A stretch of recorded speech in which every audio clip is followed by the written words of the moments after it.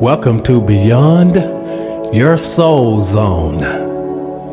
You see, most people go through their whole life trying to define their soul, define their life. I say don't define your life, just divine your life.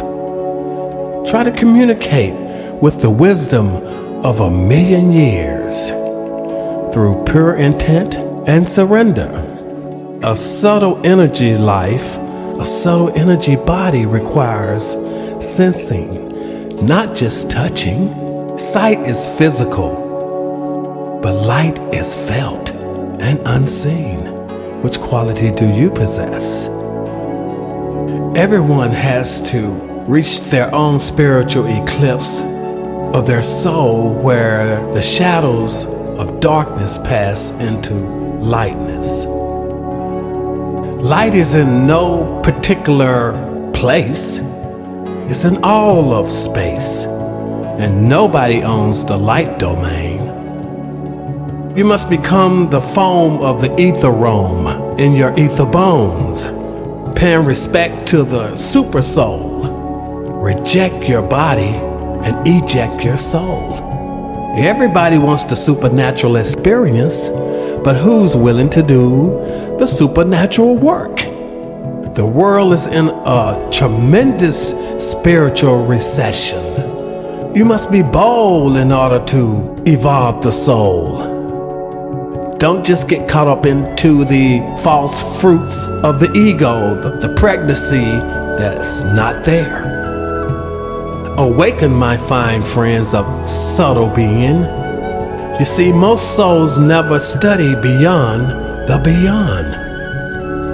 All ancient cultures knew there were psychic soulness in the beyond. They had a concept of ring the doorbells of heaven, but only if you can enter a worthy soul. The physical world is the beast, and the psychic world is the peace. You see, life is a split screen effect of soul frequencies and physical frequencies. And those frequencies are swarming throughout every aspect of the universe. Think of yourself as a swarming swami. How about that? And when you exist in that supreme farther out, it always leads to the serene closer in. But you have to be careful, because I have yet to find a beast that has inner peace. You see, the wisdom of a lifetime can be reduced to ruination by the ego of the present time. The universe speaks at an extremely higher frequency than mundane man can understand. But the intuitives, they can feel it, and they interpret the universal tongue and language. And the message is, the cosmos, the perfection, the harmony is the reverse of what most people are. We are everything and everywhere, and everyone has a lighthouse for cosmic guidance in the sea of life. But most don't have their light turned on. You see, you got to connect to the silent effect. Silence is the best speaker. And there will be a time in the near future when the higher souls will direct Earth again, because they understand that the ether is the unseen nervous system of all that exists. And if God is all-encompassing, all must be God. And never forget, God roam inside of you, the sounds of your inner soul. Listen. You know, the word God sometimes creates walls, borders, limitations in people's minds, delaying them from their true inner vasta vistas, the cold quiet. The perception between love and hate really is whether or not you have some God acceptance in your life. Forget the G word, let's just use some of the other names. Transcendent source, all prevailing God mind. We can go down the list. Universal soul or light force, silent partner, soul source, beautitude of oneness. Who cares what you call it? As long as your inner quest is for the sacred wilderness of wonder. Forget about string theory. To me, it's about queen theory.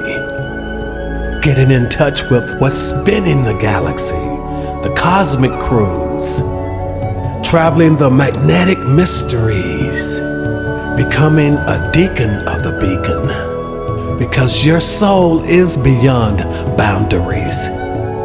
Take a psychic walk around the Milky Way galaxy. Earth is nothing but a brain train. Your life is a trip on the soul train of love. There ain't no other but the ethereal, eternal mother.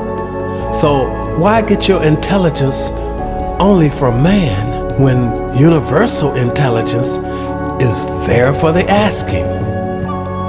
Every element of space, and for that matter, all existence, spells out one word, L-O-V-E, love, which is the diamond of attainment.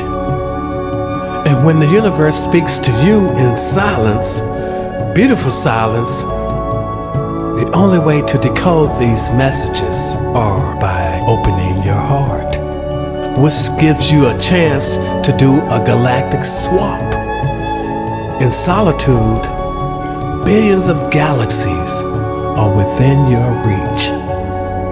As a matter of fact, your safest home is your intergalactic shores.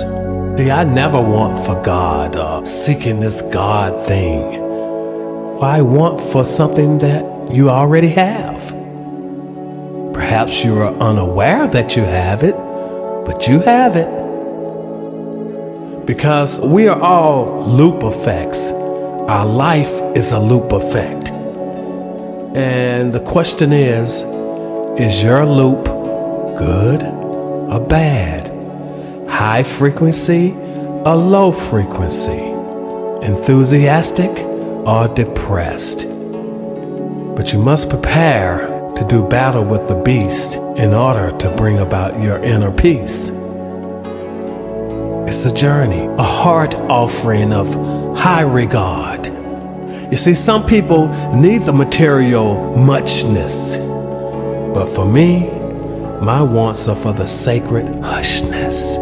All physical elements that we are aware of are really perceptual inaccuracies, because they're really frequencies. And the things that we want are a lower vibrational frequency, which creates the balance of malice. Live to forgive. So we all are holding the flowers of destiny in our hands. We are the cycle of hope, living through these bodies. We're all alive and dead in the same cycle. Become the decrescendo of chatter. Lighten up. Ether light constantly plays with your karmic body like a kitten plays with yarn. The universe knows that your soul body needs a workout, but you have no remembrance, no history of these mysteries, profound mysteries of your soul. So your soul can hide inside of that body and even mature inside of that body. And some even die inside of that body. But you have to stop your outer sin now and start inner being today. Blindfold that body and watch your soul grow. You see, a body that's blindfolded gives the soul a chance to see. It's your heredity. It also entitles you to what love you're worthy of. So possess your naked soul, moment by moment. You see, when you vibrate at that cosmic stage of existence, you want less things than others, but you give more. So join the chorus of a trillion infinite wide points of light, truth. Behold the angelic secrets. Lay in the hay with cosmic evolution in the wisdom bed of universal knowledge. The second we realize the physical is an illusion, at that point is when life begins.